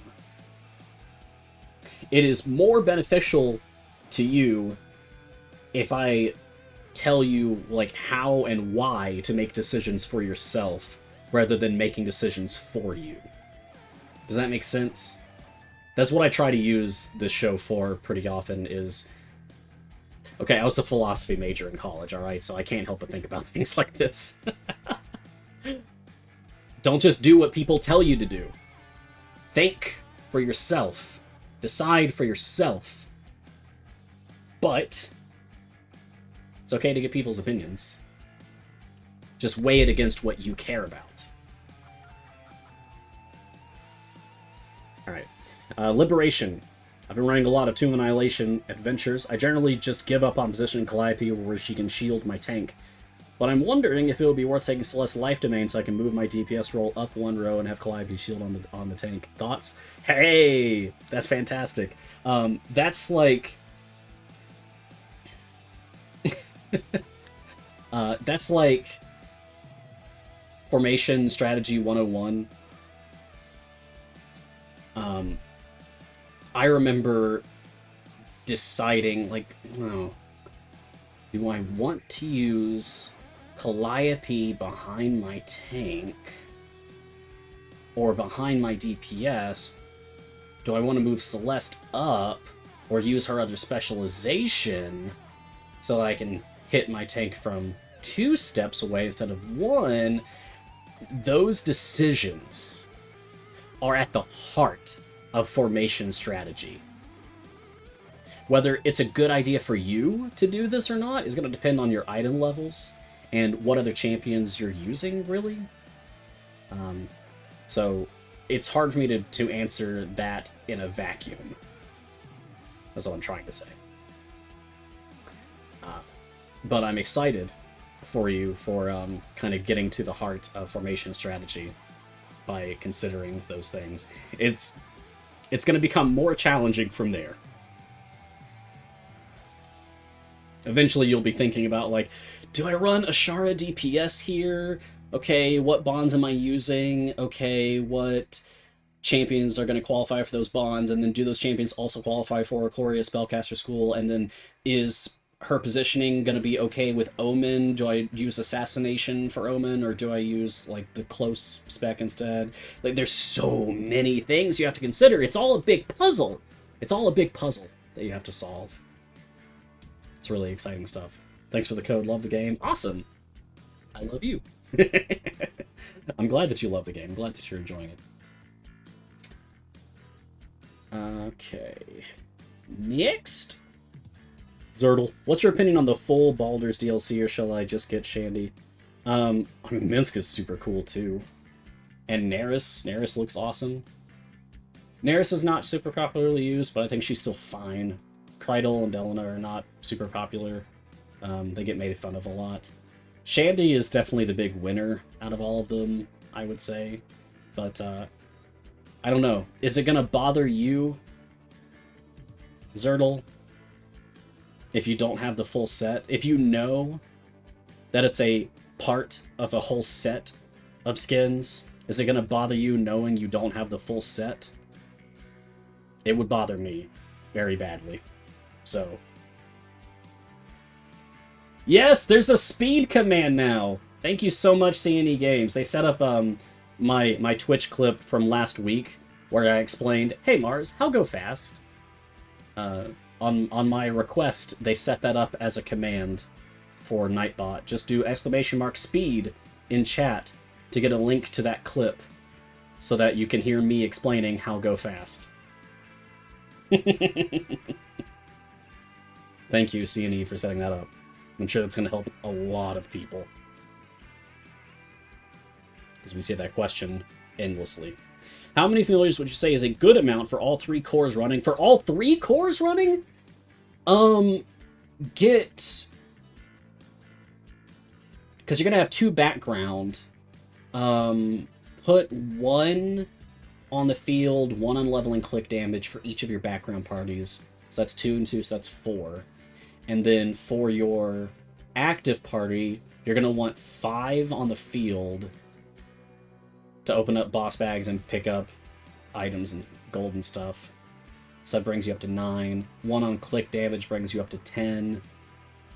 And then 1 on each champion that matters for your formation, which is really just going to be like your speed champions. So that's going to be like, okay, it's 11, so we got Deacon, Sentry, 13, Shandy, 14, Havlar and Mel, 15, 16, Human, 17. So I guess I want to say 17 familiars. If we're talking all 3 cores and doing automation for gem farming runs with a speed team, I'm going to say 17 familiars total. That might be what you want to aim for. So that's 5 on the field for your active party, 1 on click damage. That's 1 on the field and 1 on click damage for each of your background parties. And then that's 1 champion for your active party, leveling up each of your speed champions. I think that totals up to 17. Hope that helps. Question about Black Viper. Are the red gems picked up automatically in offline mode? That has been asked and answered earlier. I did not know about this, and chat was happy to inform me that yes, they do get picked up in offline mode. So that's fantastic. I didn't know that. That's cool. When should I use rare potions, Trellian? Well, again, it really comes down to a lot of variables. Are you just inches away from killing a boss that's vital for you progressing through a given adventure? Like, are you on, like, the last boss for the last stage of an adventure or variant that you need to beat for whatever reason? Okay, use potions. Go ahead and use potions. Are you intentionally going to do a deep push so you can try to, like, just max out your favor? Definitely use potions. Definitely. Are you in a race against time to get something done? Like finishing up using all of your event tokens before an event concludes, like on the final day of an event? You might consider using speed potions so you can chew through those tokens even faster.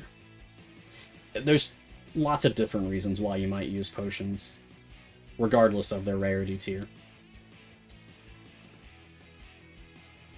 Okay, is the effect of a shiny item basically plus 125 item levels, the Quizzy? No! The effect of a shiny is that it is a permanent 50% increase to the effect of that item. Whatever effect it would normally have at the item level and the rarity tier that it's at, the shiny version of that exact same item, of the exact same rarity tier and item level, is going to be 50% stronger. If you then get a duplicate shiny, that translates to plus 125 item levels. But the only way that you're going to ever get a duplicate shiny is if you have full shinies for any equipment that can possibly drop from the type of chest that you're opening. And even then, it's still a 1 in 1,000 chance that you get a shiny in the first place, so it's rare. If I opened up all of my silvers right now, I might get one shiny. Actually, sure, why not? It's not like I have a ton of them right now. I've opened 10,000 on stream before, twice. Opening 641, that's nothing in comparison. Especially if you do it quickly like this. I like that even with my depth perception totally ruined right now, I can still do this just fine, no problem. Just click, slide the bar up, open, spam spacebar, press escape, open, spam spacebar, spam escape, open, spam spacebar, spam escape. This is how you open chests en masse very quickly. I know this wasn't the question being answered, but this is just for me. I'm just having fun.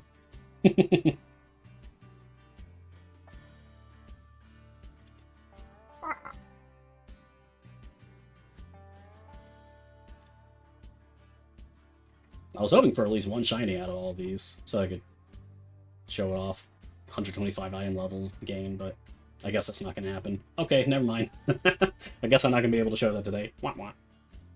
I've definitely shown it off several times in the past, though. Are you done now? Oh, fine, I yield. It's clear you're strong and wise like me. I really love the dialogue in this game. It's silly. What are your suggestions to players just getting into the game who have reset maybe a couple of times? Well, welcome to the game, Brandoff01. My biggest recommendation, which is perennially true, is to join the community. If you are already here in the Twitch chat, then you've already decided to go out of your way to join the community. But take it to the next level. Join the Discord. !Discord in chat will get you a link to the official Idle Champions Discord server, or you can go to the URL directly, which is discord.gg/Idle Champions. Join the Discord. There's a couple-minute waiting period. Just read the rules while you're waiting. And then get into that and talk to us. That's the best way to learn about the game, besides just doing stuff on your own, like messing around and finding out, joining the Discord will give you access to a community of thousands upon thousands of players that are friendly and helpful and kind, as well as a boatload of resources that we all use to get better at the game. Stuff that I've made, much more stuff that Garwar's made, and the stuff that other people have made too. Okay. Ooh, how do you get time gate pieces? That's an excellent question, Sebastian von Ryan. And as a fellow Ryan, I respect your name. So, to get time gate pieces, to open up time gates, time gate pieces drop randomly from bosses that you defeat once every 5 to 6 days. Okay? I think each boss has a 5% chance of dropping a time gate piece when you have a time gate piece available to drop. And time gate pieces are available to drop once every 5 to 6 days. You can also get time gate pieces from your patron shops. So if you have patrons unlocked, you can go to their shops, and each week they will have one time gate piece that you can purchase for their patron currency.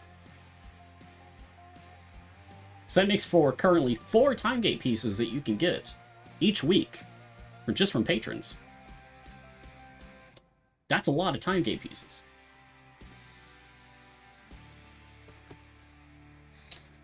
Okay, that brings us up to question 50. And we are up to 80 on the document here. Okay. I'm going to take another brief break now that we are up through 50 questions. Ooh, boy. I can enjoy my tea and chill out with y'all. So how you doing? Are you guys playing new variants as well? Are you enjoying them? I think it's kind of cool to hang out with Van Richten. Usually our recurring escort character has been Volo. Volo Temp Gadarm. That lovable rascal. Shows up in the darndest places. He's been our escort NPC for several adventures, but I think Van Richten just left him in the dust. Van Richten shows up and is like, actually, I'm going to be in 10 adventure variants as an escort NPC, so you can sit down, Volo.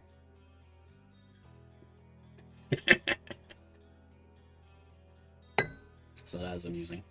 Sorry for clinking my glass there. What's patron loot levels? I answered that earlier in the stream. It's the combined total of all of your item levels of all of your champions in the game. It's every single item that you have totaled together. That's your loot level. You might spill your tea. I'm not gonna spill my tea. I mean, I might. I've done it before.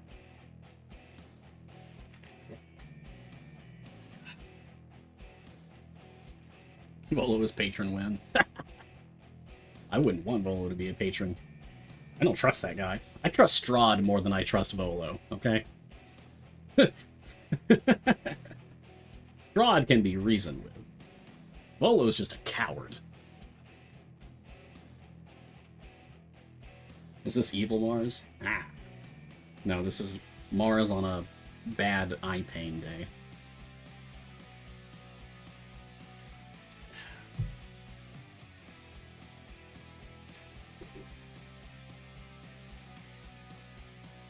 Oh, maybe I'll make my character of Mars wear an eye patch, so that it's less weird for me to wear one.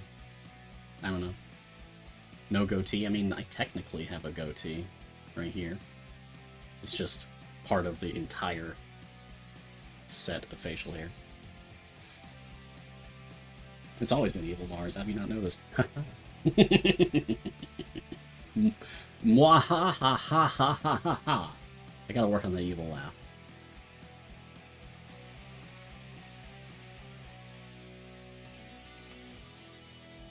Is there an average encounter level where click damage becomes pointless to try to raise beyond that point? Nope.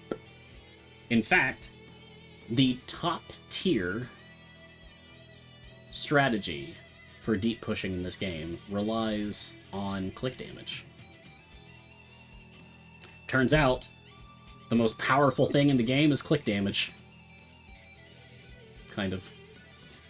The strategy is called click debuff, and it's pretty hotly discussed in the community at large. If you get on Discord and ask about it, I'm sure someone will be happy to teach you how to do it. I don't do it myself because it feels like cheating. It feels like an exploit, and I don't like it. It's just, it's not to my taste. But I respect those who do. It's fine. We're just different. It's okay for people to play the game differently. It'd be boring if everyone did the same thing, right? Variety is the spice of life, you see.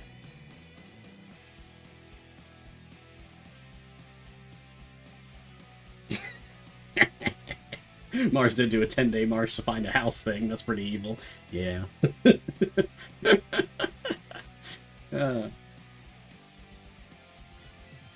Alright.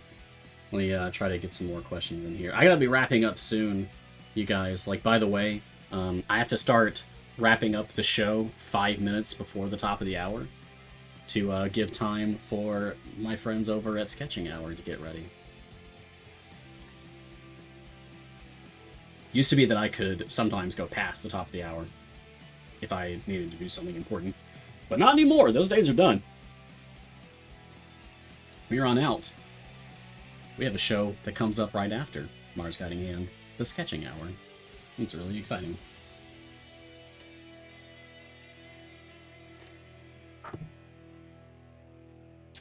Okay. Oh yeah. I wanted to say a shout out to a specific player. There's this player, Rince, who messaged me on Discord after reading about like my climb to clear stage 1000. They messaged me like to get coached on exactly how I did it, like what champions to get, how to do it, and they managed to pull it off apparently earlier today. So hey, Rince, congratulations, sincerely. Good job getting that 1000 clear. Glad I could help.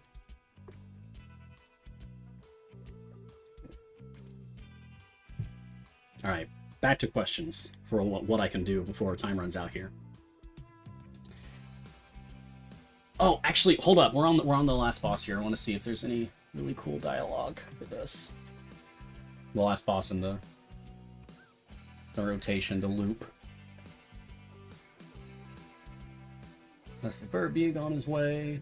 Indeed, nothing is what it seems, and so much goes unseen in the darkness. But your eyes will be open, champions. You will see blah blah blah. I am evil, blah blah blah. Ah, Strahd, you're such a diva. Get over yourself. Okay, good stuff. Alright, so I'm going to turn off the dialogue now, set that back to instant, and go faster. So I can just clear this and be done with it. Yeah.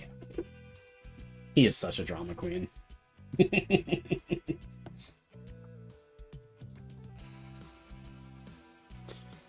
Alright. What champions will be available during the next event? Ooh!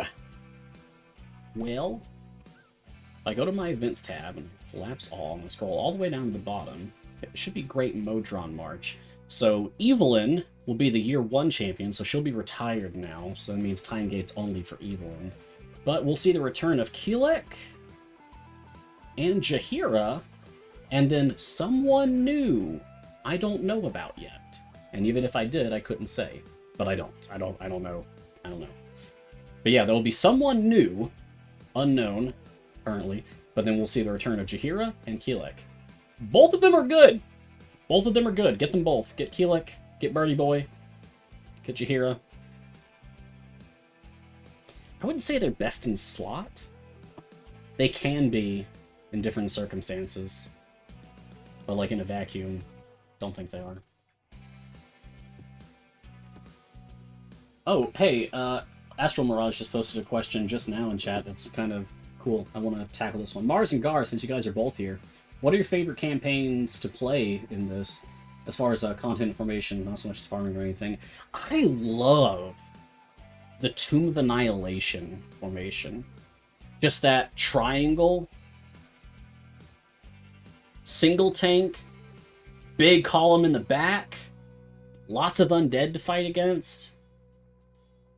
I don't know, I really like playing Tomb of Annihilation formation.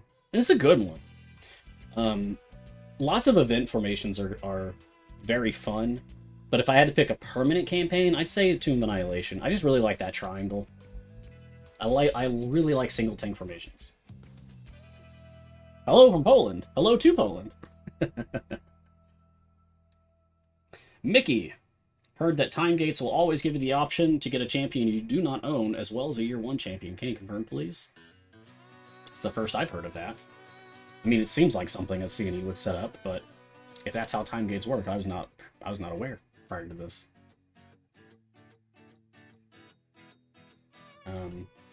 Yeah, I cannot personally confirm. I'm unaware if that's how they work. You know, there's something about buckets. That's all I know. That gets more into, like, I don't know, more of understanding the inner workings of the game, like what goes on behind the curtains. And I'm not as well versed in that stuff. I had to stop checking the well of spoilers on Discord so that I don't get spoiled for new content coming to the game, because it's more fun when I don't know what's coming to the game, so that you guys get my genuine reactions. The unfortunate consequence of that is that I am no longer as well studied in the inner workings, the behind-the-curtains stuff, as I used to be. If you had asked me that question, like, maybe a year ago, I may have had an answer for you, but not now. Does the item rarity matter for using the blacksmith contracts? Wouldn't you want to wait until the champion has all epics equipped? It does not matter, no. You don't need to wait. Nothing's ever wasted. You can use your blacksmithing contracts on champion as soon as you have 6 items in their slots.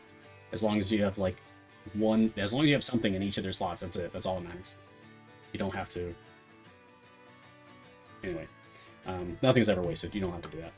I'm going to stop on that one. That's number 53, Jay, in our document here. So I'm up through 53. I gotta start wrapping up so that we can make room for Sketching Hour to come in here. So, hey, thank you for joining me for this episode of Mars Guiding Hand. Hope to see you all again next time. Make sure to tune in to all of our good shows right here on the CNE Games Twitch channel network extravaganza thingy, whatever we call this, the channel. We got Champions of Lore, Champions of Psychology, Bardic Inspiration, Idle Insights, Griddle, Champions, Garwar's Guide to Everything, Garwar's other show, and the Sketching Hour new show coming up in just a few minutes right here. So stay tuned, and I will be in chat hanging out with you guys, because I'm not busy after this. I'll be in chat. I'll hang out with you. Just, you know, tippy-tap and talk to me, and I'll be right there. You can follow Idle Champions on social media. Please join our community, such as on Discord. I've talked about that a lot. Reddit and elsewhere. You can find me on Twitter at Ryan Blake Hall. That's my actual name, but just call me Mars, please. And I also stream on my own Twitch channel at twitch.tv/StorytellerMars. That's my name. So smash that follow. Yeah. And thank you to Codename Entertainment for this, as always, amazing opportunity to be part of the game and the community that I adore so very, very much and cherish. Wherever you are in the multiverse, stay safe. Be kind to yourself. Do at least one nice thing for yourself or someone else today. One nice thing every day. Make the world a little bit better than it was when you woke up. And until next time, look sharp. It's very poignant today. See ya.